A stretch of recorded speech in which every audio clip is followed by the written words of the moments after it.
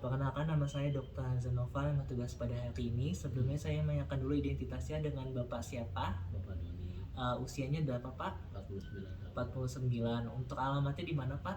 Bandung Kota, Pak.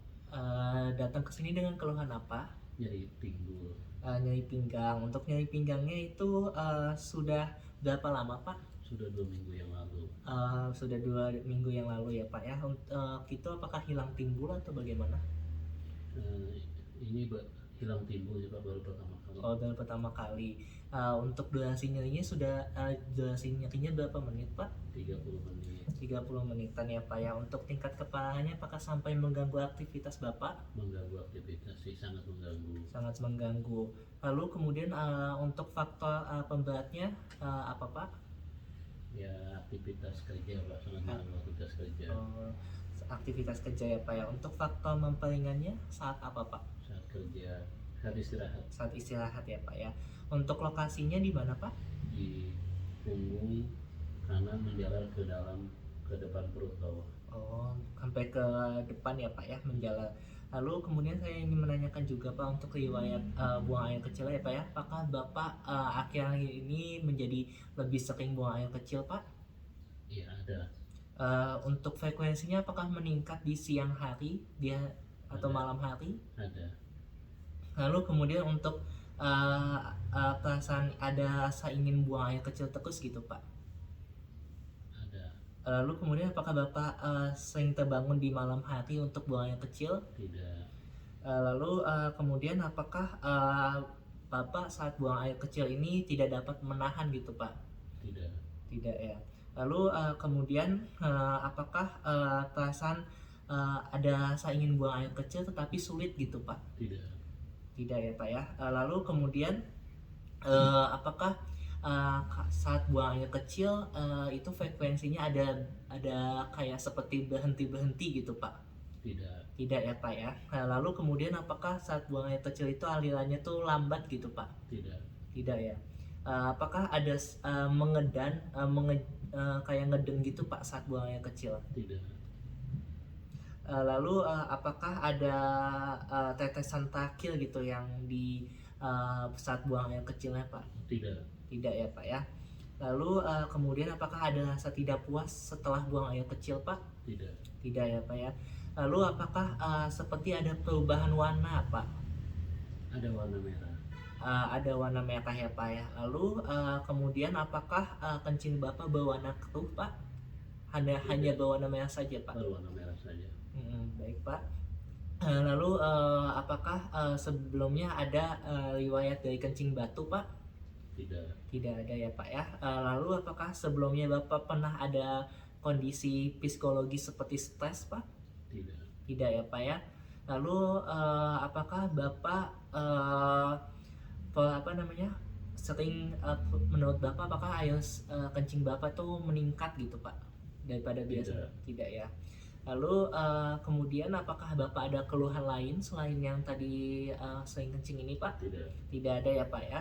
Lalu sebelumnya apakah Bapak memiliki riwayat seperti diabetes, hipertensi gitu Pak? Tidak. Tidak ada ya Pak ya. Lalu kemudian apakah Bapak ada hubungan tentang psikologis gitu Pak? Atau Bapak mengalami stres sebelumnya? Tidak. Tidak ya Pak ya. Lalu untuk riwayat pengobatan ya Pak ya, apakah Bapak sebelumnya pernah konsumsi obat-obatan tertentu gitu Pak? Minum obat herbal dan obat nyeri. Obat herbal dan obat nyeri ya Pak ya. Baik Bapak, jadi nanti untuk di sini kita sudah melakukan tanda-tanda vital di mana dari tekanan darah, nadi, lalu kemudian laju pernafasan dan suhu semuanya normal, lalu kemudian status gizi tadi pasiennya dengan tinggi badan 168, lalu kemudian berat badannya itu adalah 75 kilo. Lalu kemudian selanjutnya itu adalah kita lihat dari inspeksi dari kepalanya. Di sini kita lihat dari bentuknya apakah normosemal atau deformitas, apakah terdapat deformitas atau tidak. Lalu kemudian kita lihat apakah pasiennya nampak sakit ringan, sedang ataupun berat. Lalu kemudian kita lihat dari wajahnya. Di sini kita lihat apakah pasiennya itu simetris. Lalu kemudian terdapat edema atau deformitas atau tidak. Lalu kemudian selanjutnya itu adalah kita lakukan pemeriksaan lambut. Nah, dari pemeriksaan lambut ini kita palpasi, Pak, punten ya Pak ya. Di sini kita raba apakah rambutnya itu mudah rontok atau tidak, dan kita lihat dari warnanya apakah warnanya hitam atau putih. Di sini pasiennya tidak mudah rontok rambutnya. Lalu kemudian kita lihat bagian matanya, kita inspeksi terlebih dahulu di mana apakah terdapat edema atau tidak. Lalu kita lihat apakah konjungtiva pasiennya pucat atau tidak. Pak, punten ya Pak ya. Kita palpasi seperti ini, kita lihat apakah konjungtiva pasiennya anemis atau tidak, pucat atau tidak. Punten Pak. Di sini konjungtiva pasiennya tidak anemis, dan kita lihat juga pada skleranya itu apakah iktaris atau tidak. Punten ya Pak ya.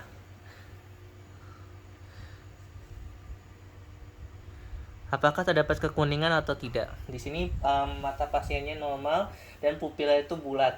Lalu kemudian kita kenakan efek dari cahaya, di mana kita efek dari cahaya. Di sini kita lihat apakah mata pasiennya masih merespon atau tidak dari arah datangnya cahaya. Di sini masih dapat merespon. Lalu kemudian kita lihat matanya apakah berair atau tidak. Di sini mata pasiennya normal, tidak berair. Lalu kemudian selanjutnya itu adalah kita lihat pada bagian telinganya, di mana di sini kita lihat apakah telinga pasiennya normal atau tidak. Kita inspeksi juga pada bagian sebelahnya, apakah telinganya normal atau tidak. Lalu kemudian apakah simetris atau tidak. Dan di sini kita lihat apakah terdapat sekret pada bagian luarnya atau tidak. Dan kita lakukan juga pada telinga sebelahnya. Di sini pastinya tidak ada sekret, dan untuk telinganya itu normal dan simetris. Lalu kemudian selanjutnya itu adalah kita lakukan pemeriksaan hidung. Di sini kita lihat hidungnya apakah simetris atau tidak. Lalu kemudian apakah terdapat sekret atau tidak pada hidungnya. Lalu kemudian selanjutnya itu adalah pada pemeriksaan bibirnya untuk melihat apakah pasien tersebut dalam status dehidrasi atau tidak, di mana kita lihat apakah bagian bibirnya itu kering atau tidak, apakah terdapat bibir yang pecah-pecah atau tidak, dan terdapat perioral cyanosis atau tidak. Di sini tidak ada bekas luka di kanan kirinya dan di bagian atas bawah bibirnya. Lalu kemudian selanjutnya itu adalah kita lakukan pemeriksaan gusi dan giginya. Pak, punten Pak, buka mulutnya.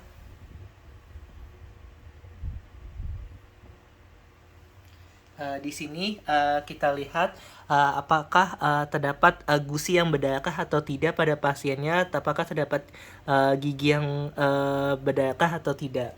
Lalu kemudian di sini kita lihat juga pada bagian lidahnya, di mana apakah terdapat edema atau tidak, terdapat papil atau tidak. Lalu kemudian selanjutnya itu adalah kita inspeksi pada bagian lehernya, menengok ke sana Pak. Di sini kita lihat pada bagian vena jugularisnya, di mana kita inspeksi terlebih dahulu apakah terdapat pelebaran terdapat pelebaran atau tidak, dan terdapat pembengkakan atau tidak. Dan kita inspeksi dan kita lakukan palpasi di sini apakah terdapat pembesaran atau tidak pada vena jugularisnya, yang interior dan internal dan eksternal. Lalu kemudian di sini kita lakukan perabaan apakah terdapat pembesaran kelenjar tiroid atau tidak. Punten ya Pak ya. Dihadapkan ke tengah lagi Pak. Di sini dari submandibula, submental di sini, lalu kemudian ke zigomatik. Di sini tidak ada pembesaran kelenjar getah bening. Lalu tidak ada pembesaran dari KGB-nya. Lalu kemudian selanjutnya itu adalah kita lakukan pemeriksaan pemeriksaan dari toraksnya, di mana di bagian dada sini kita inspeksi dari laju pernafasannya, apakah pasiennya nampak sesak atau tidak, lalu kemudian simetris atau tidak, Lalu kemudian terdapat retraksi interkostal atau tidak. Di sini laju pernafasan pasiennya normal, tidak terdapat interkosta, dan dadanya itu simetris kanan kirinya. Lalu kemudian selanjutnya itu adalah kita lakukan palpasi. Di sini kita lakukan palpasi jantungnya. Di sini jantungnya masih bisa untuk mengangkat telapak tangan, yang artinya jantungnya masih sangat kuat. Lalu kemudian selanjutnya itu adalah kita lakukan pemeriksaan abdomen. Nah, untuk pemeriksaan abdomen ini yang pertama itu adalah kita lakukan inspeksi terlebih dahulu. Punten ya Pak ya. Nah, di sini kita apakah simetris atau tidak. Lalu kemudian selanjutnya itu adalah kita lakukan palpasi. Nah, untuk palpasi itu kita letakkan tangan kiri di bagian bawah dari badan pasiennya, dan tangan kanan ini kita letakkan di bagian atas, dan minta pasien untuk tarik nafas dan buang nafas. Tarik nafas Pak. Kita tekan seperti ini, kita tekan secara kuat, buang nafas Pak. Tarik nafas Pak, buang nafas Pak. Oke. Lalu kemudian selanjutnya itu adalah kita lakukan juga pada ginjal yang sebelahnya. Tarik nafas Pak, buang Pak. Tarik nafas, buang. Tarik nafas, buang. Lalu kemudian selanjutnya itu adalah kita lakukan perkusi. Pak, silakan untuk duduk Pak. Saya mau untuk melakukan pemeriksaan punggungnya Pak. Nah, di sini kita lakukan perkusi, di mana kita ketuk pada bagian yang sininya, pada bagian belakang ginjalnya. Sakit nggak Pak? Enggak. Sakit nggak Pak? Enggak dong. Lalu kemudian tadi sudah kita lakukan palpasi, di mana pasiennya tidak sakit. Demikian pembuatan video yang bisa saya sampaikan. Wassalamualaikum warahmatullahi wabarakatuh. Baik, selanjutnya itu adalah pemeriksaan pada area genital, yang dimana yang pertama itu adalah kita inspeksi terlebih dahulu pada penis pasiennya. Kita lihat apakah terdapat preputium atau tidak. Lalu kemudian jika misalnya ada, kita lakukan retraksi ke bagian belakang hingga ke bagian kepala penisnya atau gland penisnya, sehingga terlihat jelasnya. Lalu kemudian selanjutnya itu adalah kita lakukan palpasi, di mana kita buka dari ujung si meatus externusnya pada gland penisnya. Lalu kemudian kita lihat apakah ada terdapat massa atau tidak. Lalu kemudian selanjutnya itu adalah kita lakukan meses dari pangkal penis, dan dalam keadaan normal, maka itu dia itu tidak ada duh tubuh.